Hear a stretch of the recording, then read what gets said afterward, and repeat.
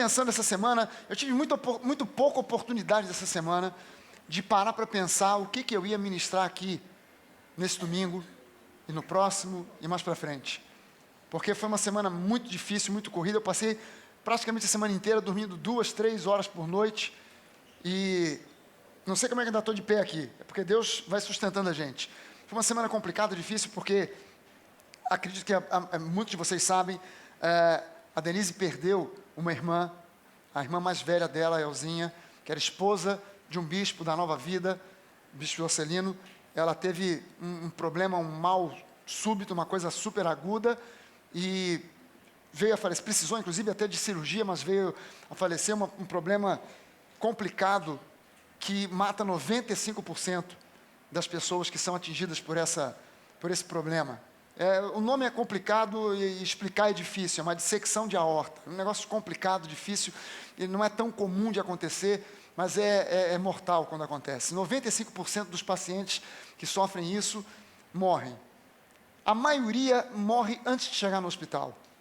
Quem chega no hospital morre na emergência. Aqueles que conseguem sobreviver à emergência chegam no centro cirúrgico e não entram vivos, mas não saem. E ela foi superando todas essas etapas. Então, os médicos estavam sempre, olha, é complicado, é difícil, mas eu entrei na cirurgia, uma luta muito grande, mas, eventualmente, ela veio a falecer, e foi muito difícil. Eu também estava com uma outra pessoa da minha família, do outro lado da família, também passando por cirurgia cardíaca, e vai lá, vem cá, visita, vê, telefona, sabe, dias difíceis, e eu comecei a perguntar o que eu precisava ministrar para a igreja. Eu não tinha muito tempo para preparar nada, mas Deus me mostrou a necessidade da igreja rever, entender a realidade da cruz, enxergar e entender a realidade da cruz. O que realmente aconteceu ali? O que foi conquistado para nós, por nós, na cruz do Calvário? Quem esteve no evento da cruz, apenas viu um homem muito jovem, visto como talvez um revolucionário, um idealista, que estava morrendo por uma causa. Outros nem isso. Não, é mais um aí, que se levantou contra Roma, então está pagando pelo erro que cometeu de se levantar contra o governo de Roma, está sendo crucificado, está morrendo. A Bíblia chega a dizer que nós não fizemos caso dele. O profeta Isaías diz isso, né? Não fizemos caso dele. Não deu muita bola. Mas o que estava acontecendo no mundo espiritual, quando aquele homem tão jovem, com 33 anos de idade, estava sendo crucificado ali naquele monte, no Monte Gólgota? O que estava acontecendo por detrás? Os discípulos de Jesus, que depois vieram a ser conhecidos como os apóstolos, eles não conseguiram enxergar além da cruz. E levou muito tempo para eles enxergarem além da cruz. Eles só conseguiam enxergar até a cruz. Há muitas igrejas hoje que nem na cruz chegam. Continuam ainda na velha aliança. Continuam pregando, ministrando doutrinas da velha aliança. Não chegaram sequer à cruz. Muitas igrejas já chegaram até a cruz. Mas Paulo traz para nós uma revelação que vai depois da cruz. O que Jesus vem, qual é o ministério atual de Jesus? O que Jesus está fazendo por nós hoje? Aquilo que foi iniciado na cruz, mas que não cessou na cruz. A cruz não foi o fim, a cruz foi um início. A cruz foi um começo, não foi um final. Quem olhava para a cruz, via o fim de uma história, de uma jornada de 3 anos e meio, de um excelente pregador, de um mestre, de um rabino, de um sábio, apesar de muito jovem. Quem olhava, via apenas um final triste de uma história tão bonita. Mas a verdade é que a cruz não foi um final, a cruz era o início daquilo que chegou até nós hoje. E nós precisamos conhecer a realidade da cruz. Quando você não conhece a realidade da cruz, você fica preso ao Antigo Testamento, ou no máximo, até o momento da morte. E nem sequer, às vezes, as pessoas se lembram que Jesus ressuscitou, como os discípulos não acreditavam que Jesus ia ressuscitar. Quantas vezes Jesus falou que era necessário que ele fosse preso, torturado, morto, mas que no 3º dia ele ressuscitaria. E aí, quando chega o dia em que Jesus é preso, os discípulos fogem, amedrontados, com medo das autoridades. Jesus é crucificado, só João assiste a crucificação, os outros fogem assustados. E quando vem Maria Madalena, 3 dias depois, dizendo que foi ao túmulo, viu o túmulo vazio, e que ela viu Jesus ressuscitado, eles ainda assim não acreditaram. E Pedro e João correm até o túmulo e eles pensam, em primeiro lugar, que alguém havia roubado o corpo. Porque eles custaram acreditar. Eles só conseguiam ver a obra de Jesus até a cruz. E foi preciso que mais tarde, bastante tempo depois, Deus revelasse a um homem chamado Paulo a revelação do que aconteceu na cruz. E o que estava acontecendo após a cruz. Porque Paulo entendeu que Jesus continuava vivo. Que Jesus continuava vivo e atuante. Custou aos discípulos entender isso. E nós precisamos entender que a obra de Cristo, ela não termina na cruz, ela começa na cruz. Então a gente precisa falar um pouquinho sobre a realidade da cruz. O que realmente aconteceu na cruz do Calvário? Por detrás da história, por detrás daquilo que se podia ver, o que estava acontecendo? Deus me inspirou sobre isso porque, vendo todo aquele problema, aquela tragédia acontecendo, e não somente isso, teve uma pessoa aqui da igreja, aluna da escola bíblica, a Simone, que faleceu também agora, nesses últimos dias, e eu ouvi o marido dela dizer para mim a mesma coisa que disseram também a respeito da Elzinha. Ela está morrendo, é falta de fé. É falta de fé. Falta de fé. Chegaram ao ponto de dizer, olha, se você quer que a sua cunhada fique viva, você tem que pegar todo o dinheiro da família e sacrificar no altar de Deus. E aí Deus vai curá-la, vai restaurá-la. Como se Deus fosse um Deus de trocas. Como se ainda estivéssemos vivendo no tempo dos sacrifícios da antiga aliança. Então nós temos que fazer um sacrifício para que Deus então exerça misericórdia, exerça graça e abençoe e cure. E eu comecei a ver, não, o povo precisa ouvir e entender sobre a realidade da cruz. Sobre aquilo que foi conquistado para nós. Por nós, porque, entenda uma coisa, quantos aqui já oraram alguma vez, em algum momento na vida, para uma pessoa enferma e a pessoa foi curada? Eu já aconteci, mas quantos aqui também já oraram por enfermos e o enfermo continuou enfermo e até morreu? Sabe por quê? Porque chega num momento, Deus é o doador da vida. Eu não posso tirar a sua vida, porque não foi eu que dei a vida para você. Deus é o dono e o doador da vida. E assim como Ele dá, Ele é aquele que tem o direito de uma hora, num momento, chegar e dizer, agora é a hora do meu filho vir para casa. Quem morre em Cristo, vai para casa. Nós é que continuamos fora de casa. Nós é que ainda estamos fora de casa. Mas há um momento em que Deus diz, você pode orar, pode jejuar, impor as mãos. Se Deus disse, é a hora desse meu filho, é a hora dessa minha filha vir para casa, chegou a hora e acabou. Você não vai morrer antes da hora. Você pode até morrer depois da hora. Porque Deus, a Bíblia diz que Ele pode prolongar os seus dias sobre a terra. Mas uma coisa é certa, você pode ir para depois da hora, mas antes da hora você não vai. Por quê? Porque Deus tem para a sua vida propósito. Quando você crê nisso e entende, recebe no seu coração a revelação de que Deus tem para a sua vida um propósito, a minha vida tem um propósito. Meu irmão, se você tem medo de andar de avião, quando comprar uma passagem, compra duas, uma para você e uma para mim, porque avião que eu ando não cai. Pode saculejar, tremer, balançar, mas não cai. Não cai por quê? Porque eu estou lá dentro. E se eu estou lá dentro, Deus tem propósito, Deus não pode deixar o avião cair. Deus dá ordem para os anjos segurar. Os anjos podem gritar, Senhor, vai cair. Deus vai dizer, segura esse avião que o fragalho está aí dentro. Eu tenho propósito para a vida dele, tem que chegar lá. Jesus entrou num barco, no meio do caminho, se levantou uma tempestade do capeta, do tamanho de um bonde. Os discípulos falaram, nós vamos morrer. Mas Jesus, antes de entrar no barco, quando ele estava na margem, ele disse, passemos para o outro lado. E então ele ia chegar do outro lado. Não ia afundar no meio. Se o barco começasse a afundar, Jesus ia andando sobre as águas, mas ele ia chegar do outro lado. Por quê? Porque ele disse, passemos para o outro lado. Acabou. Então, quando Deus tem propósito, o propósito está estabelecido. Se eu entrar no avião, saculejar, pastor, mas e se cair uma asa? Ele vai voar com asa só. E se a outra asa cair? Ele vai igual um charuto, mas vai chegar lá. Porque Deus tem propósito para mim e para a sua vida. Amém, gente? Mas para entender que Deus tem um propósito, eu preciso enxergar além da cruz, além do momento da morte. Eu preciso entender que Jesus ressuscitou. Se Ele ressuscitou, Ele está vivo. E se Ele está vivo, Ele continua atuante. Amém, gente? O que realmente aconteceu no Calvário? Primeira coisa que a Bíblia mostra é que nós fomos libertos da opressão do medo da morte. Levante uma das suas mãos e diga isso: eu fui liberto da opressão do inferno, da opressão do medo da morte. Amém? Você pode dizer para a pessoa que está do seu lado: meu irmão, nós somos livres. Em Cristo nós somos livres. Nós somos livres, nós somos libertos.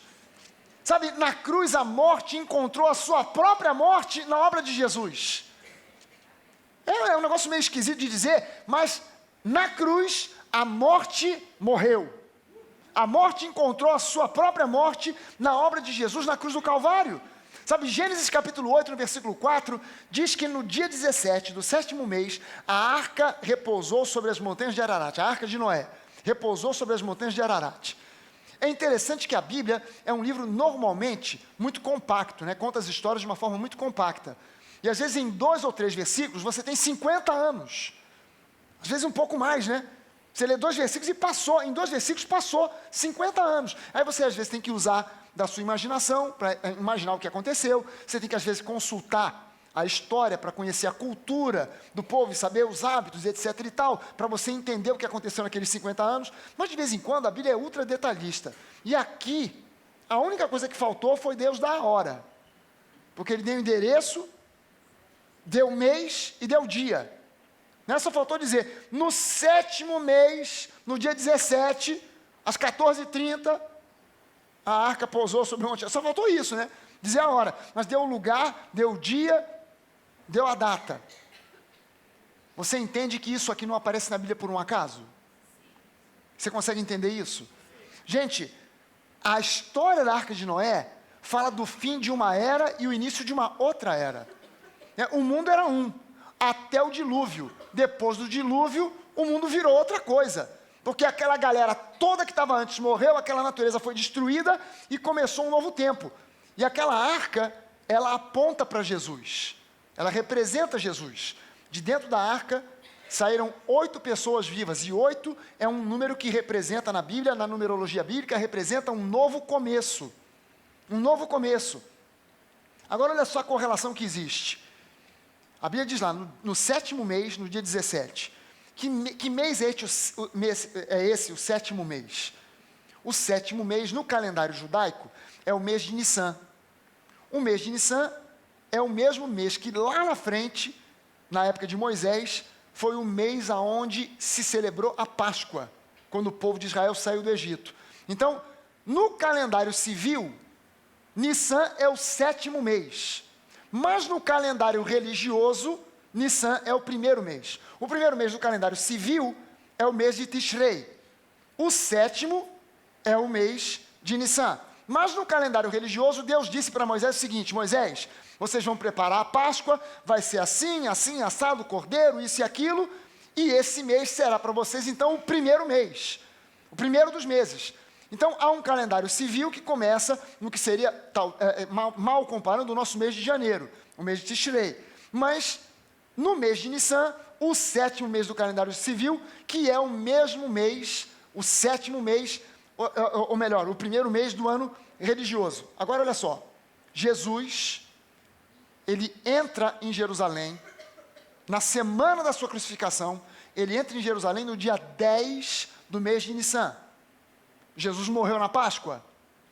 Se Jesus morreu na Páscoa, a gente faz as contas para trás, vê a data da Páscoa, faz as contas para trás. Jesus entrou em Jerusalém no dia 10. Segundo a Bíblia, Jesus é o Cordeiro de Deus que tira o pecado do mundo, não é isso? Então ele era equiparado ali simbolicamente aos cordeiros que eram sacrificados na Páscoa. Qual era o processo do cordeiro que era sacrificado na Páscoa?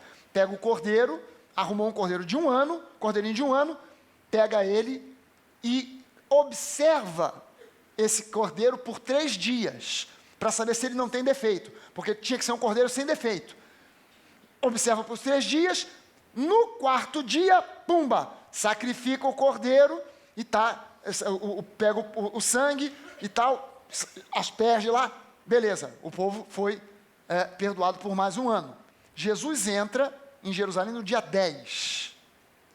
Durante 3 dias, Jesus é observado. E ninguém reparou, ninguém viu nele defeito.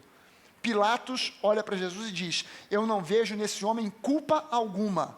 Judas, que entregou e traiu Jesus, ele disse: eu traí sangue inocente. Todo mundo que olhou para Jesus disse: eu não vejo culpa alguma nesse cara, ele não tem problema nenhum, esse camarada está todo certo, todo certinho. Durante 3 dias ele foi observado, ninguém encontrou defeito, ele foi inquirido pelos fariseus, ninguém conseguiu pegar Jesus numa pegadinha teológica, ele foi visto que ele era sem defeito. No dia 14, Jesus é crucificado. Dia 14 do mês de Nissan, Jesus foi crucificado. Jesus ressuscitou 3 dias depois. 14 mais 3, qual foi o dia da ressurreição de Jesus? 17 do mês de Nissan, o mesmo mês e dia quando a arca de Noé pousou sobre o monte Ararat. E o monte, o nome Ararat, Arat significa maldição, e o nome Ararat significa a maldição foi banida, quebrada, desfeita. Jesus na cruz do Calvário desfez a maldição que havia sobre nós. É uma bobagem hoje pregar e anunciar para a igreja maldições hereditárias. Por que é uma bobagem? Porque como é que funciona essa teologia? Você tem problemas porque você tem maldição hereditária que tem que ser quebrada. O pastor vai orar por você e vai quebrar as maldições. Então faça uma análise para ver quem pecou na sua família. Quem é que estava envolvido com feitiçaria? Quem é que estava com um problema assim, assim, assado? Então dá uma olhada. Meu avô. Então, a partir do seu avô, os pecados têm que ser confessados para quebrar a maldição. Mas a verdade é a seguinte: a maldição que há na vida do ser humano não é por causa do avô, é por causa de Adão. Então você tem que retroceder a sua história toda até Adão e contar os pecados todos que houveram desde lá até hoje, fazer uma lista para o pastor quebrar. Não é só a árvore genealógica até o bisavô, o tetravô, não. É até Adão. Então é uma besteira, porque só um poderia fazer isso por nós, quebrar as maldições da nossa vida. Jesus, o segundo Adão, o último Adão. Ele na cruz, a Bíblia diz que ele levou sobre si todas as nossas maldições. Ele se tornou maldição no nosso lugar, para que nós recebêssemos agora a bênção de Abraão e todas as bênçãos que vieram depois de Abraão. Amém? Nós somos mais abençoados do que foi Abraão, porque Abraão recebeu um número X de bênção. Nós recebemos X mais Y, mais E, mais D, mais E, mais F, mais tudo. Porque recebemos superiores promessas. Amém, gente? Então diga assim: eu não sou um amaldiçoado. Eu sou um abençoado. É uma postura de fé. É uma postura de fé. Eu me considero, eu olho no espelho e eu digo: abençoado de Deus. Eu não olho no espelho e digo assim: quem sabe, aleluia. Mais um dia para o Senhor, de repente, fazer algum milagre. Quem sabe? Oh Deus, é segunda-feira. Tu já sabe, Senhor, é o dia da maldição. Faz um milagre hoje. Não. Eu olho para o meu rosto no espelho, é um abençoado. Olha só, que maravilha de Deus. Que coisa maravilhosa de Deus. Um abençoado. Você tem que se olhar assim. Para com esse negócio de se olhar. Estou muito gordo, estou muito magro, estou muito feio. O cabelo. Está com problema com o cabelo? Raspa a cabeça, bota uma peruca, faz alguma coisa aí. Pô. Mas para de queixar. Você é um abençoado. Amém? A gente precisa enxergar além da cruz. A história da morte e ressurreição de Jesus também deu fim a uma era e deu início a uma nova era, a um novo tempo. Até Jesus era o tempo da lei.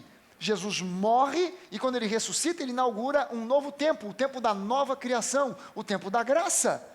A história é dividida em antes e depois de Jesus. Por quê? Porque antes dele era uma coisa, depois dele é outra, completamente diferente. Mas as pessoas às vezes olham para a cruz e só veem a cruz, a morte. Coitado, um idealista, morreu ali, pendurado naquela cruz, sofrendo, sangrando. Veja o seguinte: a morte é um inimigo de Deus tanto quanto o pecado. Deus não ama a morte, Deus não inventou a morte. A morte ela foi consequência do pecado. E Deus odeia a morte tanto quanto Ele odeia o pecado. Amém, gente? Amém. Tanto quanto Ele odeia o pecado. Agora, na cruz, Jesus venceu a morte e nos trouxe vida. E não é qualquer vida. Lembre-se disso, na morte, Jesus matou a morte, ele venceu a morte, ele suplantou a morte e estabeleceu. Quem olhava para a cruz só via morte.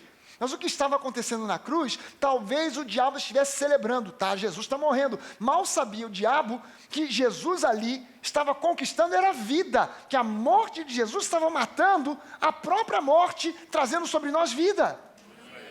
Quem olhava para a cruz não enxergava isso. Veja só o seguinte, ao criar Adão, Deus deu a ele uma coisa chamada livre-arbítrio. E você tem livre-arbítrio, o ser humano tem livre-arbítrio. E eu fui há pouco tempo a uma conferência de jovens em Belém do Pará. E, aliás, quando eu cheguei lá, eu lembrei logo de uma história que contam, que diz que um jogador de futebol, há muitos anos atrás, foram entrevistar ele depois do jogo. E aí, o que você, fulano, o que você está achando aqui de jogar em Belém? Ele falou, um privilégio jogar na cidade onde Jesus nasceu.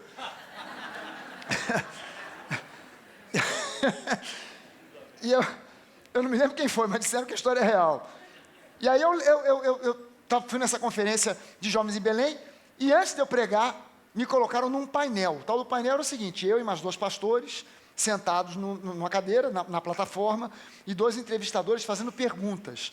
Como esses outros 2 pastores eram muito jovens, eu acho que o pessoal olhou para mim, achou que eu era o mais experiente, queriam que eu respondesse a todas as coisas.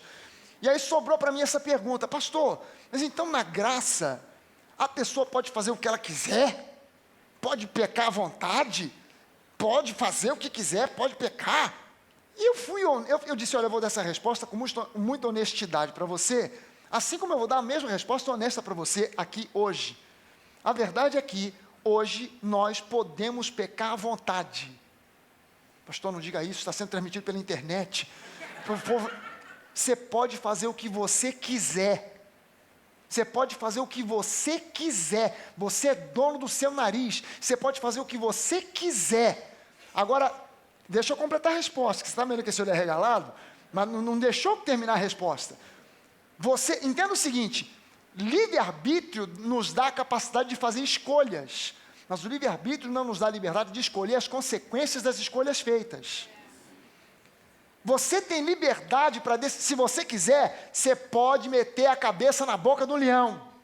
Problema seu. Agora, aguenta com a consequência, porque o leão vai fechar a boca. De preferência com a sua cabeça dentro. Então você tem liberdade para pecar? Tem. Agora, aguenta a consequência. Aguenta com as consequências. Se você tem, deixa comigo, pastor. Eu vou matar no peito, é comigo mesmo. Eu estou sabendo que vai dar ruim, mas eu estou assumindo. Então, parabéns para você, nesta data querida, muitas felicidades, muitos anos de vida, assim te diz o Senhor. Vai em frente. Você tem liberdade para fazer o que você quiser. Você tem liberdade para fazer o que você quiser. Adão não comeu o fruto da árvore que não devia comer? Comeu ou não comeu? Comeu. Deus foi lá e deu uma chave de braço para ele não comer? Deus avisou, não avisou? Adão, você pode comer do que você quiser, mas essa árvore aqui do conhecimento do bem e do mal, não coma desse fruto, porque no dia que você comer, com certeza você vai morrer. Adão não sabia nem o que era morrer, porque não tinha ninguém morrido até então. Aí Adão falou, vou pagar para ver. Que negócio de morte é esse? O que é isso? Esse negócio de morrer? Eu vou pagar para ver. No que Adão estava indo para a direção da árvore, Deus não podia ter mandado um anjo dar uma chave de braço e Adão não chegar lá? Ou então, quando Adão chegasse perto, Deus não podia colar a boca dele, ele, com o fruto na mão, sem conseguir comer, Deus não podia fazer? Deus fez. Por quê? Porque deu a Adão livre-arbítrio. Então ele decidiu, Deus respeitou a decisão dele. Vai dar ruim pra caramba, mas o cara decidiu. É impossível haver amor sem haver livre-arbítrio. Por que Deus te deu livre-arbítrio? Porque Ele tem livre-arbítrio. E você foi formado à imagem e semelhança dele. Então Ele te deu livre-arbítrio porque Ele quer que você o ame genuinamente. Deus podia ter criado você um autômato. E você simplesmente dizer para Deus, eu te amo a hora que Deus quisesse. Deus podia ter, se Deus fosse um Deus carente, estou tão sozinho aqui, tão ruim, tá chato esse céu, esses querubins voando para lá e para cá, voam para lá, parece mosca aqui, não aguento mais, ver esses querubins me louvando, eu já sei, vou criar o homem, e o homem vai ser criado como um autômato, para dizer para mim que ele me ama, para suprir a minha carência, a minha necessidade. Deus podia ter feito isso, e você diria, sem querer, eu não quero dizer mais, Deus eu te amo, Deus eu te amo.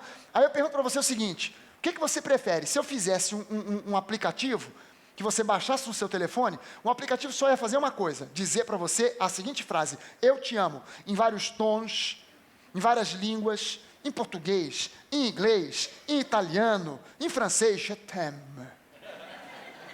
Era só você programar, botou lá no aplicativo, programou para dizer 1000 vezes por dia: eu te amo, eu te amo, je t'aime, I love you. Você ia botar a voz uma voz mais, I love you. Ia botar uma voz mais fina, I love you. Ia botar alguém dizendo isso feliz, I love you. O outro dizendo I love you. Você ia poder programar para dizer 1000 vezes. O que você preferia? Esse aplicativo dizendo para você eu te amo 1000 vezes? Ou uma pessoa apaixonada sussurrando no teu ouvido: eu te amo. Só uma vez. O que você prefere? O aplicativo 1000 vezes ou só aquela pessoa chega lá com um negócio no ouvido assim? O que você prefere? Por quê? Porque o aplicativo é uma máquina fria, dizendo para você algo que não tem sinceridade, que não tem calor, que não tem presença, não tem nada. É só uma máquina, aqui não quer dizer nada. Mas a pessoa dizendo para você é diferente. Então Deus deu para você livre-arbítrio porque o amor depende do livre-arbítrio. Porque o amor é uma escolha, o amor não é um sentimento. O amor é uma escolha que gera sentimentos. Mas o amor não é um sentimento, o amor é uma escolha. Amém, gente? Então, isso dá margem para entender coisa para palestra para casal. Palestra para casal? Não vamos casar porque nós não nos amamos mais. Por que não amamos mais? Há entre nós uma incompatibilidade de gênios. Incompatibilidade de gênios. E eu não conheci um casal na vida que tenha se casado porque há compatibilidade de gênio. Todo mundo tem incompatibilidade de gênio. Você foi criado de um jeito, ela foi criada de outro. Ela foi criada feita uma princesa, você é feito um vagabundo. Quando casa e junta, dá ruim. Sempre vai ter incompatibilidade. Cara, minha esposa foi criada na igreja tomando Santa Ceia. Eu fui criado na rua fumando maconha. Qual é a compatibilidade que tem? O que dá de junto? Quando junta isso, o que dá? Dá curto-circuito. É incompatibilidade de gênio. Todo mundo tem incompatibilidade de gênios. Mas amor é uma escolha. Amor é uma escolha.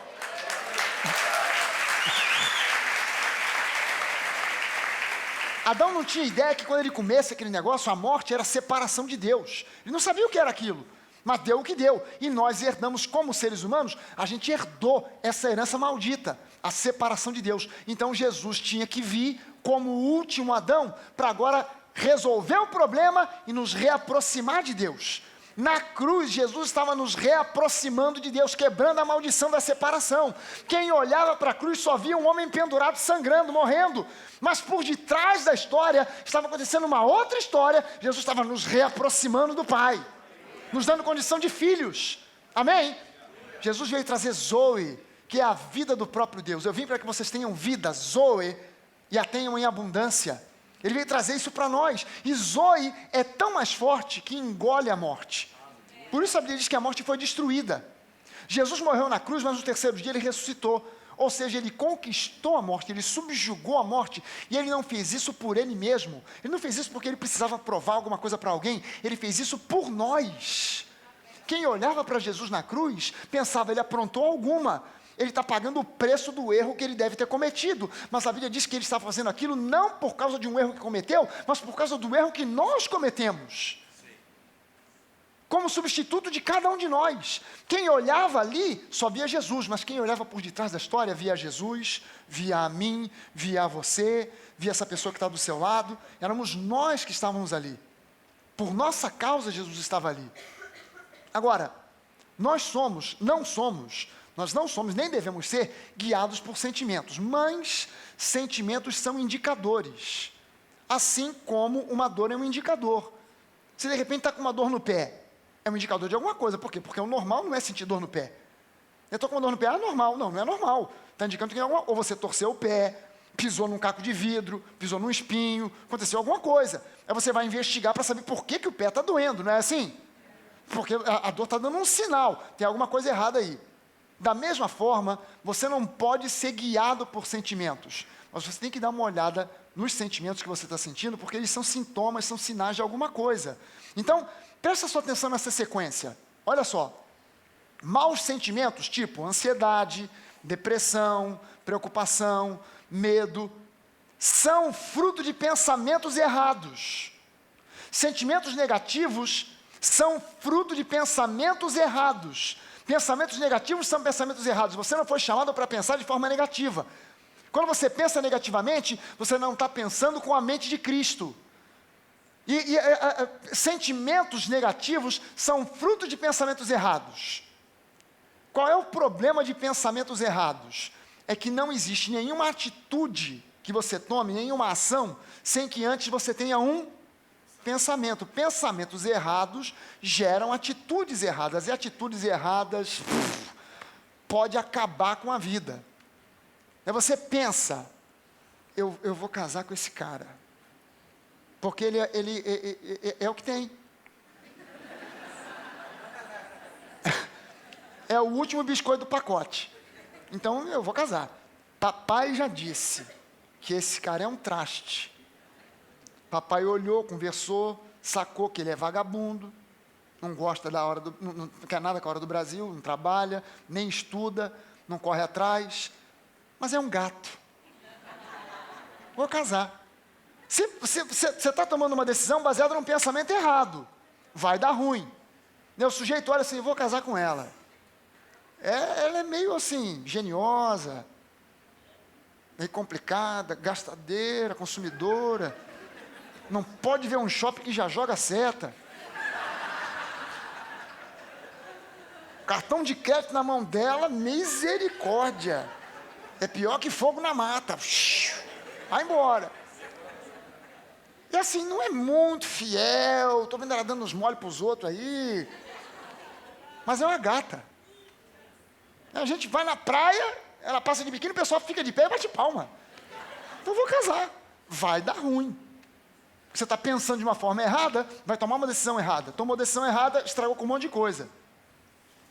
Então, presta atenção nisso aqui. Maus sentimentos são fruto de pensamentos errados. Pensamentos errados são fruto de crenças erradas. Quando eu creio errado, eu penso errado, atitudes erradas, resultados ruins. Agora, pensamentos errados são fruto de crenças erradas. Agora, olha só, da onde a coisa vem. Crenças erradas são um sinal de que eu não estou ouvindo o que é certo. Então, olha só, eu estou ouvindo abobrinha. Aí, por causa de abobrinha, eu creio de forma errada. Crio de forma errada, penso de forma errada. Pensei de forma errada, atitude errada, deu ruim. Mas, na verdade, o começo não é nem o pensamento, é a crença. Agora, da onde vem essa crença? É sinal de que eu não estou ouvindo o certo. Mas vem antes. Se eu não estou ouvindo o certo, é porque eu estou dando ouvidos a quem está pregando o erro. Sabe aquele crente que não tem critério? Ele é o crente borboleta, vai aqui, vai ali, vai acolá, liga a televisão, vê o pastor A, pastor B, pastor C, e aí no final ele soma tudo e tudo é uma benção. Aí você pergunta para ele, mas vem cá, qual é o evangelho que você está firmado? É o evangelho mix. Como é que é o evangelho mix? É um bololô de coisa. O pastor que pregou maldição hereditária, eu abracei. O outro pregou que eu estou liberto da maldição, eu abracei também. Um disse que eu preciso de cura interior, eu abracei. O outro disse que eu estou liberto, eu não preciso de cura interior, que eu já estou curado, eu abracei também. O outro disse que eu estou cheio de pecado, o outro disse que eu já fui perdoado. Eu vou abraçando, eu vou pegando, passou na frente, eu abraço. No final, tua cabeça está num bololô danado, você está com crenças confusas, vai pensar pensamentos confusos. Pensou pensamento confuso, vai agir de forma confusa, agiu de forma confusa, vai dar ruim. Vai dar confusão. Não vai dar outro resultado. Sabe, o que tem por aí de pregação que eu ouço é legalista, confusa. É por isso que eu digo para você, a gente precisa enxergar além da cruz. Tem igreja que nem na cruz chegou. É tudo ainda na velha aliança. É tudo baseado na velha, nem na cruz chegou. Fala de Jesus, fala da morte, ressurreição, mas na prática só coisa da antiga aliança. Esse aí, então, deu um marcha ré, foi lá para longe de Jesus. Tem gente que ainda chega na cruz. Mas entenda só o seguinte, para que você e eu chegamos até a cruz? Você se converte e a Bíblia faz um convite. Para que você vá à cruz. Fazer o quê? Crucificar o seu velho homem. Ou seja, crucificar o seu ego. Já não sou eu mais quem vive, mas é Cristo que vive em mim. Eu preciso Deus não te força a ir à cruz, Ele te convida. Aceitar Jesus é uma coisa, ir à cruz é outra. Você aceita Jesus, Deus faz um convite, meu filho, você recebeu Jesus, recebeu a salvação, vá agora até a cruz e prega lá, crucifica lá o teu velho homem, crucifica o teu ego.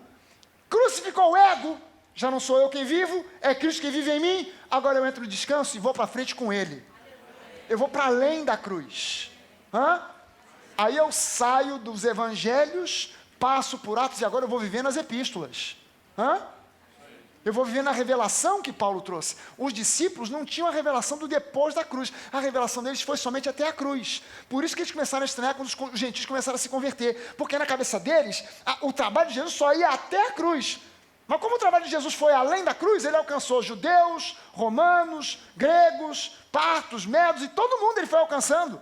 Não é possível. Não, é porque vocês não entenderam. A obra de Jesus vai além da cruz. O que você viu, você só viu um homem pendurado na cruz, pagando o preço de morte.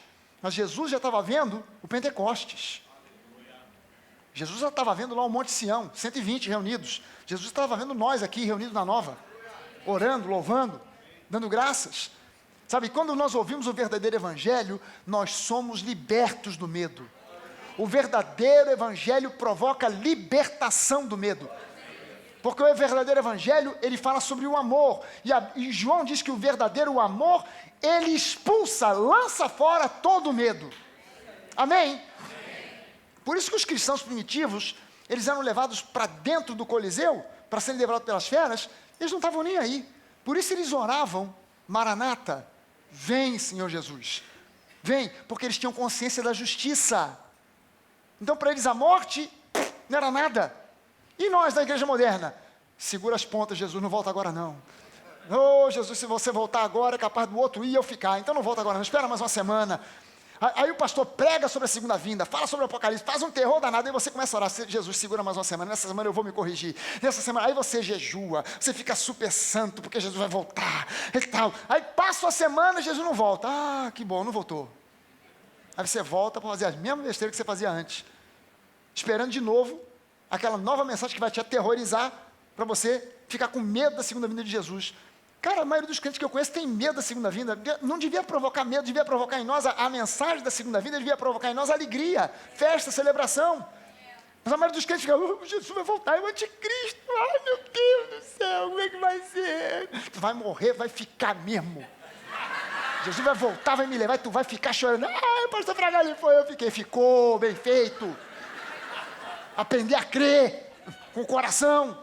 Caramba, Jesus nos ama, gente. Ele não está aí para arrebatar meia dúzia e deixar você para trás. Amém, gente? Hebreus, capítulo 2, versículos 14 e 15, diz lá, visto, pois, que os filhos têm participação comum da carne e do sangue, destes também Jesus igualmente participou, para que por sua morte destruísse aquele que tem o poder da morte, a saber, o diabo, e livrasse todos que pelo pavor da morte estavam sujeitos à escravidão por toda a vida. Você está entendendo que ele está dizendo aqui que exatamente o que nos retinha não eram cadeias visíveis, eram cadeias invisíveis, que faziam de nós prisioneiros, sequestrados nas mãos do diabo. E ele nos retinha pelo poder do medo.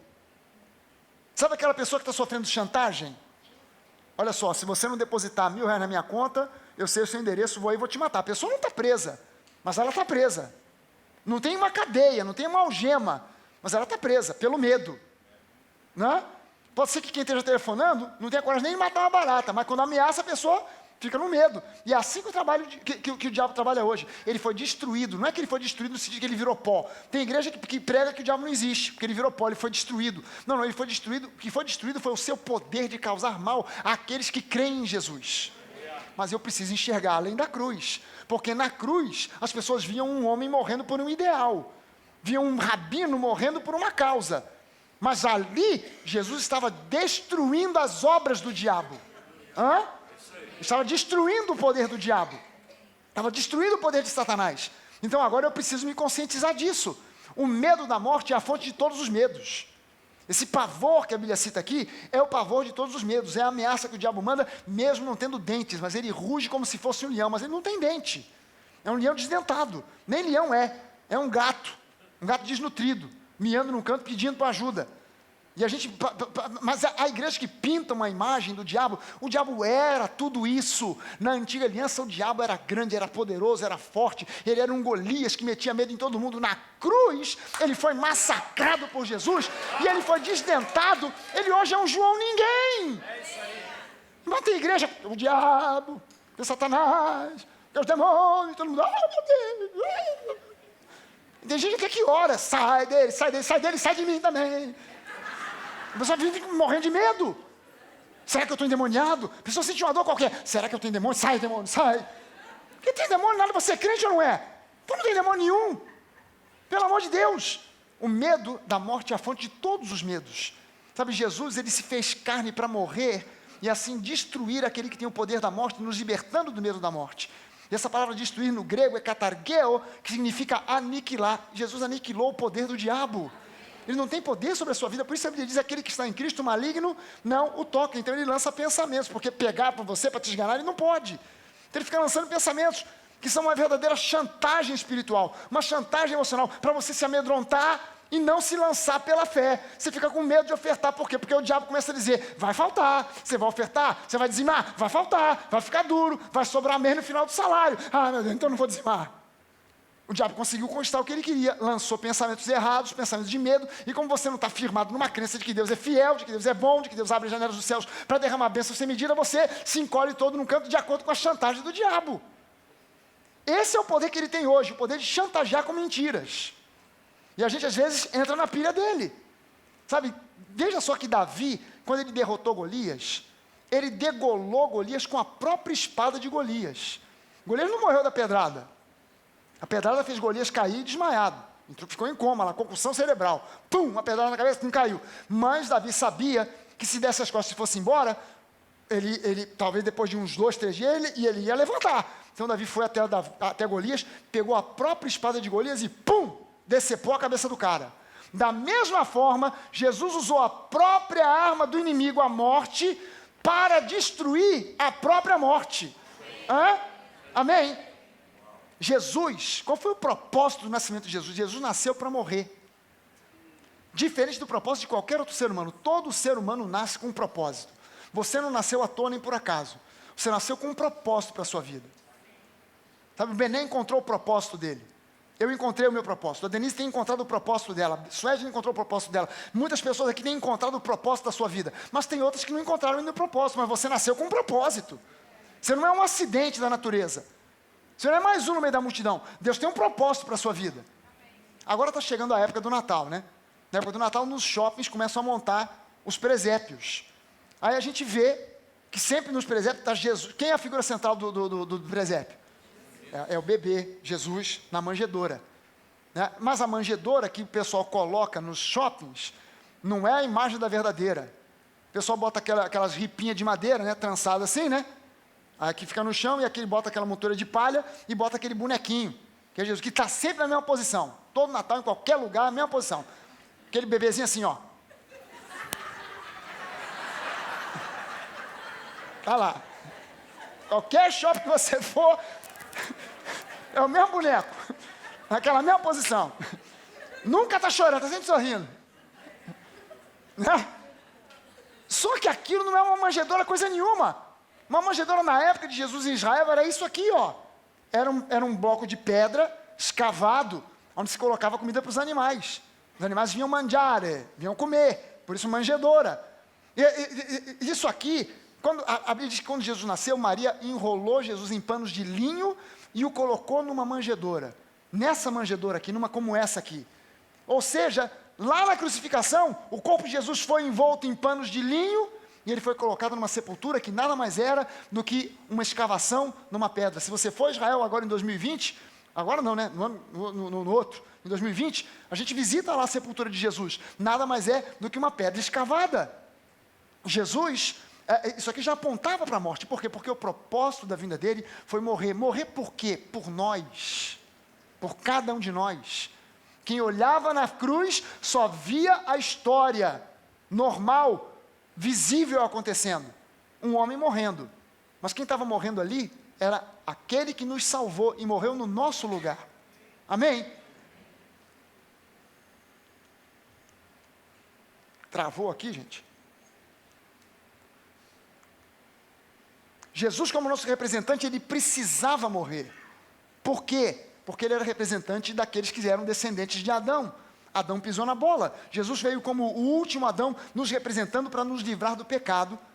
E ele tinha que morrer, porque o salário do pecado é a morte. Agora olha só o que diz aqui Romanos, capítulo 3, versículos 19 a 26. Ora, sabemos que tudo que a lei diz, aos que vivem na lei, o diz para que se cale toda a boca e todo mundo seja culpável perante Deus.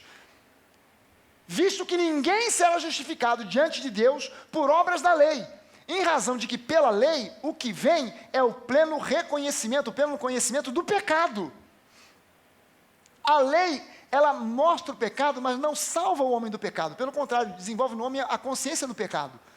E a lei é fogo. A lei é fogo. Enquanto você não conhece a lei, você fica completamente inocentado, inocente. Mas no momento em que a lei aparece, desenvolve em você a consciência do pecado. Se eu pusesse aqui nessa parede, tem aqui esse aquário da bateria, né? Agora imagine se eu colocasse aqui um cartaz bem grande, um cartaz branco escrito com letras vermelhas, para chamar a sua atenção. Proibido olhar à esquerda.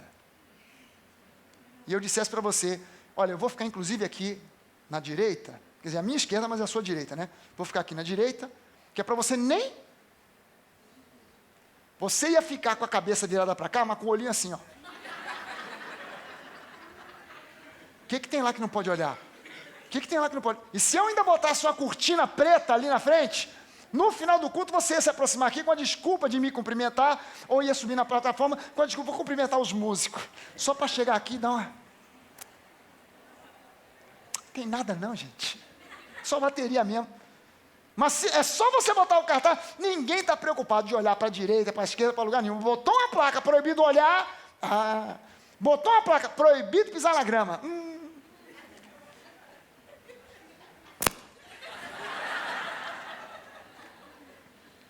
A lei desperta na natureza humana a vontade de fazer exatamente aquilo que a lei diz que não pode ser feito.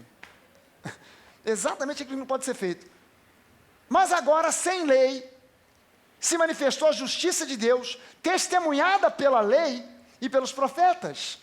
Justiça de Deus mediante a fé em Jesus Cristo, para todos e sobre todos os que creem, porque não há distinção, pois todos pecaram e carecem da glória de Deus, sendo justificados gratuitamente por sua graça, mediante a redenção que há em Cristo Jesus, a quem Deus propôs no seu sangue, como propiciação, favorecimento, mediante a fé, para manifestar a sua justiça, por ter Deus, na sua tolerância, deixado impunes os pecados anteriormente cometidos. De Adão até a cruz, Deus foi só acumulando, porque o salário do pecado é a morte. Então quem pecasse tinha que morrer, não ia sobrar ninguém. Então Deus foi só acumulando, não trazendo a consequência máxima do pecado, que seria a morte, acumulando de Adão até Jesus, acumulando. Quem olhava para Jesus na cruz só via um homem pendurado numa cruz, morrendo, sangrando, gemendo. Mas ali, Deus pega esse acúmulo todo de todos os pecados da história, os passados de Adão até Jesus, os de Jesus até o dia da segunda vinda, ele pega toda essa carga e lança sobre Jesus. Quem olhava não via, mas Jesus estava recebendo sobre si todos os nossos pecados e o pior, a nossa natureza pecaminosa. Por isso Jesus clamou, Deus meu, por que me desamparaste? Por que me desamparaste? Porque, na verdade, os pecados estavam sendo lançados sobre Jesus, os nossos pecados, e Deus teve que virar as costas para nem olhar. Não quero nem ver. Tamanha tragédia. Não quero ver isso. Morte espiritual. Deus se separou de Jesus temporariamente por causa dos nossos pecados. Quem olhava na cruz não via isso, mas quem entende a revelação do que vem depois da cruz começa a entender. Jesus levou sobre si os meus pecados. O problema não era dele, eram os meus pecados que estavam lá. Tendo em vista a manifestação da sua justiça no tempo presente, para que ele mesmo seja justo e o justificador daquele que tem fé em Jesus. Quem tem fé em Jesus já foi justificado. Já foi justificado. Agora veja o seguinte, na cruz não foi a morte que finalmente aniquilou Jesus depois de horas de agonia. Foi ele que entregou o Espírito ao Pai. Quem olhava dizia, daqui a pouco vai morrer. Mas se você entender a crucificação, a morte por crucificação foi uma invenção dos romanos. E quando você lê na história, a morte por crucificação, quem era crucificado, às vezes ficava 2, 3, 4 dias pendurado na cruz. E a pessoa ia morrendo devagar, por falta de ar, porque aquela posição, às vezes o camarada era crucificado na posição mais esdrúxula, todo torto, e aquela posição de braços abertos, a caixa torácica abre, ela não pode fazer o movimento de abrir e fechar, a pessoa começa a ficar com falta de ar, ela morre de insuficiência respiratória, ela morre de desidratação e baixa volemia, ou seja, perda sanguínea. Então ela demora. Tem gente que ficava 2 dias, 3 dias, 4 dias. Jesus, em algumas horas morreu.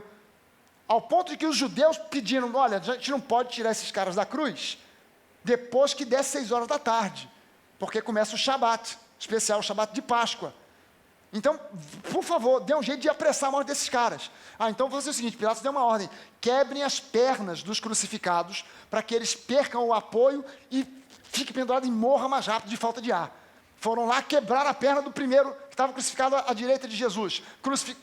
Quebraram as pernas do outro que estava à esquerda. Quando chegaram para quebrar as pernas de Jesus, já estava morto. Ué, o cara morreu rápido?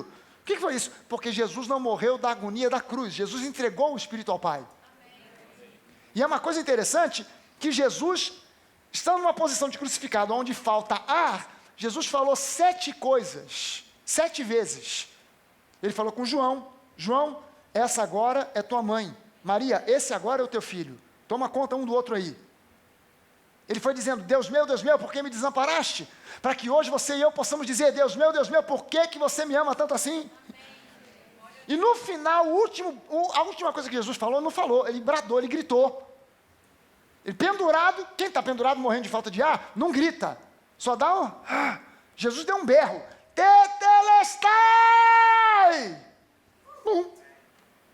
Quem olhou falou assim, está delirando. Está delirando porque tetelestai é um termo comercial. Tetelestai não é um termo religioso. Ele não gritou, glória a Deus. Ele gritou, tetelestai, que é traduzido no português como está consumado. Mas esse termo tetelestai é um termo comercial. E na época de Jesus, você podia comprar alguma coisa a prazo.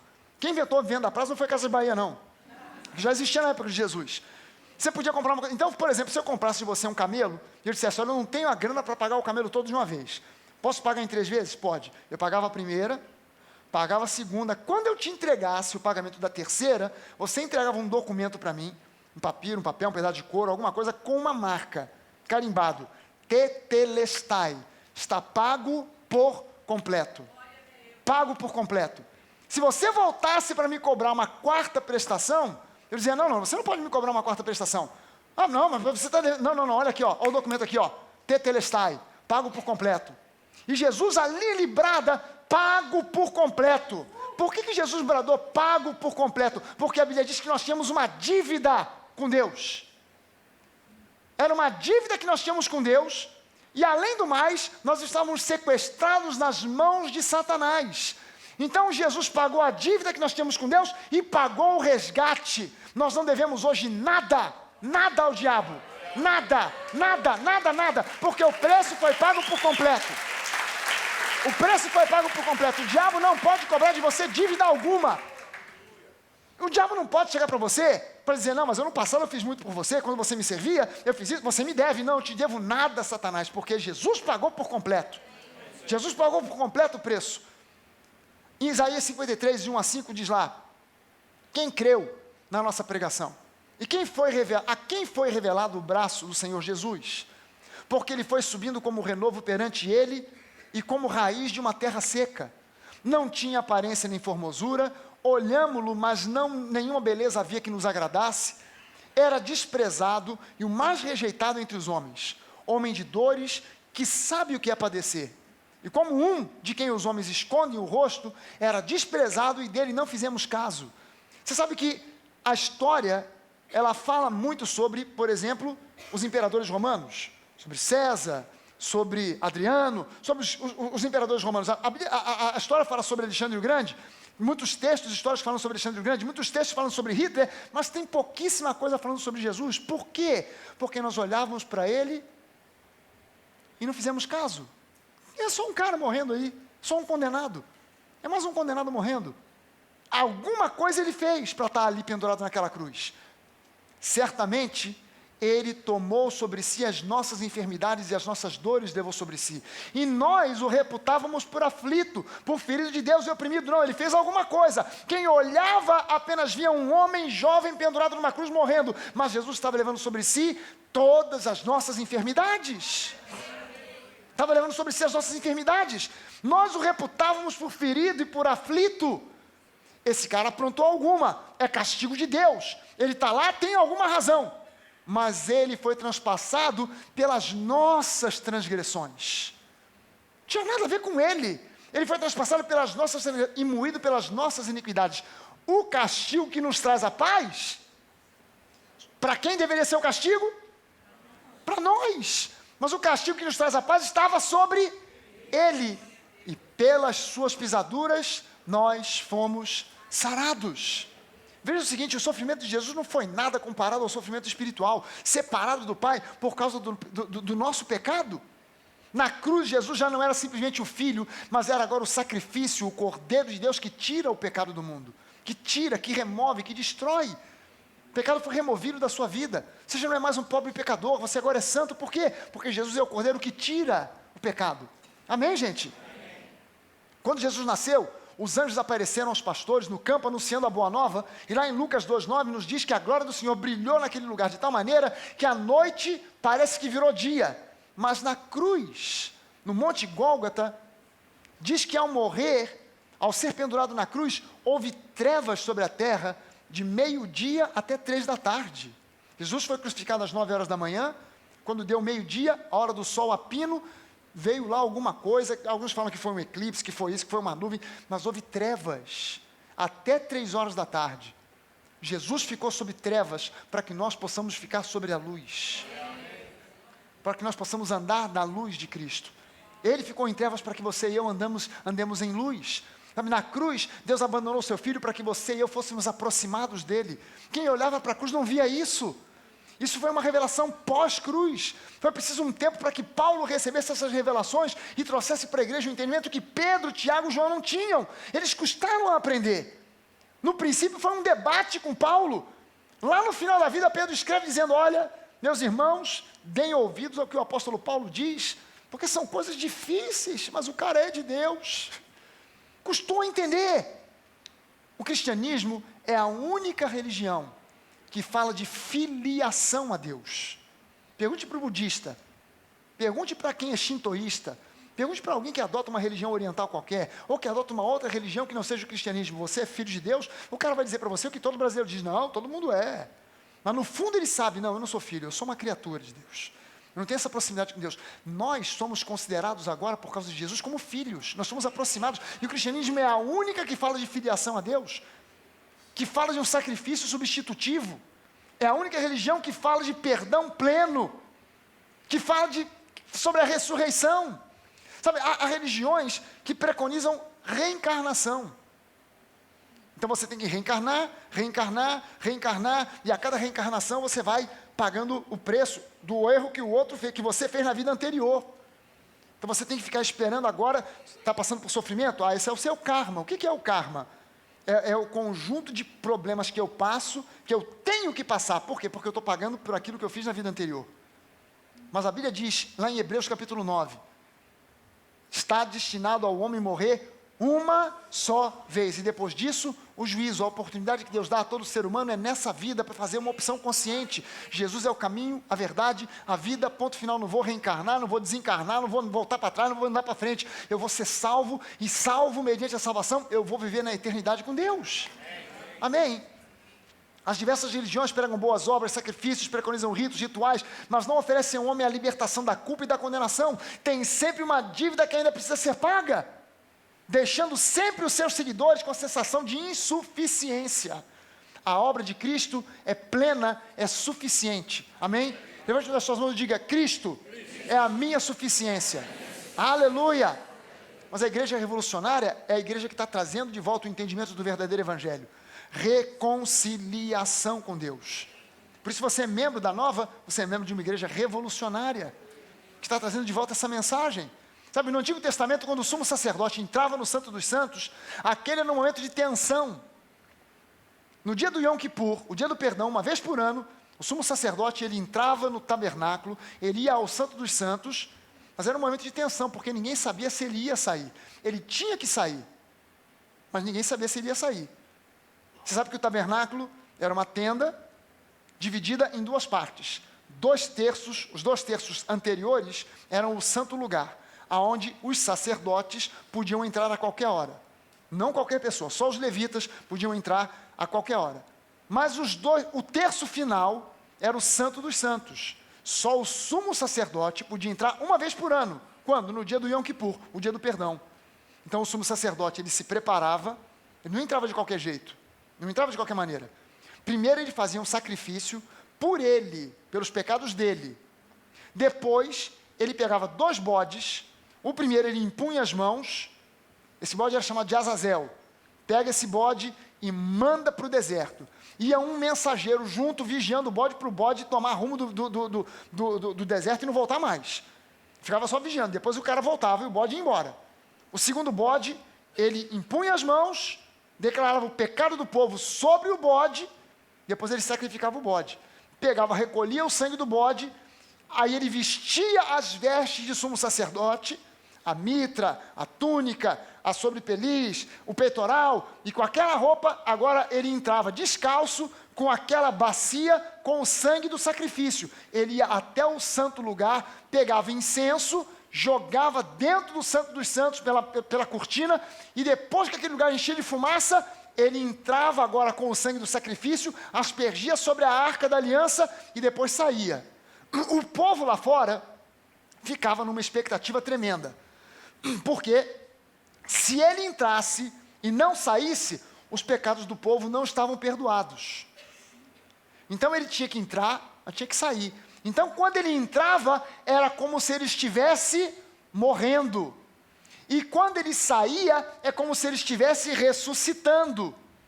E quando ele saía, o povo fazia uma festa que você não imagina. Você não imagina a festa que o povo fazia. Imagina só, o sumo sacerdote saindo para anunciar que o sacrifício foi aceito e o povo foi perdoado. O povo fazia uma festa, eram gritos, eram brados, eram pulos, era um júbilo tremendo, porque ele saiu. Você já deve ter ouvido alguns pastores dizendo que o sumo sacerdote entrava, como havia o perigo dele morrer, ele entrava com uma cordinha amarrada num pé. Já ouviu isso? Já ouviu essa história? O cara entrava com uma corda, quando ele entrava, o pessoal ficava de fora, porque ficava ouvindo o barulho. Porque a roupa do sumo sacerdote, na beira, tinha sinos. Então alternava um sino, uma romã, um sino, uma romã. Então quando ele ia fazer barulhinho, o pessoal ficava ouvindo. Enquanto tem barulho, está vivo. Está vivo. Parou de ter barulho. Morreu. Reboca. Isso é uma lenda. Consulte os rabinos judaicos, eles vão dizer para você, isso é uma lenda. O sumo sacerdote não podia botar uma corda amarrada no pé. Por quê? Porque para entrar no Santo dos Santos, ele tinha que entrar com as vestes sacerdotais. E no livro de Levítico diz que se ele tirasse ou acrescentasse alguma peça àquela vestimenta, ele quando entrasse, morria. Ele não entrava com cordinha, ele entrava pela fé. Jesus foi à cruz, não com uma cordinha, ele foi à cruz pela fé. O sumo sacerdote entrava e quando ele saía, o povo quando olhava, esperava ele mandar a bênção. E o sumo sacerdote então, ele subia num altar, estendia as mãos diante do povo assim, ó. Ele fazia esse símbolo aqui. Já viu esse símbolo em algum lugar? De onde você conhece esse símbolo aqui? Essa mão? Da onde que é? Dr. Spock. Como é aquela frase que ele falava? Ele fazia esse sinal assim? Vida longa e prosperidade. Vida longa e prosperidade. O sumo sacerdote, ele saía com esse símbolo. O pessoal que escrevia o seriado lá do Star Trek, tinha algum judeu no meio, que pegou esse símbolo assim, né? Ele saía fazendo esse, com as duas mãos juntas aqui, simbolizando a letra Shin, que seria o nosso SH, Shin, que é a letra que começa o nome Shaddai, o Deus que é todo poderoso. Ele impunha as mãos sobre o povo dizendo, o pecado foi perdoado. O povo explodia numa festa. Aí nós, quando vamos celebrar a ceia, que representa o nosso sumo sacerdote Jesus, que foi até o Santo dos Santos celestial, apresentou o sangue do sacrifício, nos perdoou plenamente. A gente aqui na Nova fala que a ceia é uma celebração da ressurreição. O foco não é a morte, é a ressurreição. Mas o espírito de religiosidade é difícil de vencer. Você já ouviu isso 500.000 vezes. Eu falo que é uma festa, é celebração, vamos celebrar. Mas aquele espírito, pomba gira, sai rápido. O espírito de religiosidade gruda, é difícil de sair. Sai, não sai. É horrível. Cadê o cara? Olha só como é que a gente faz. Você chega, vamos celebrar. Você recebeu o cálice, não recebeu?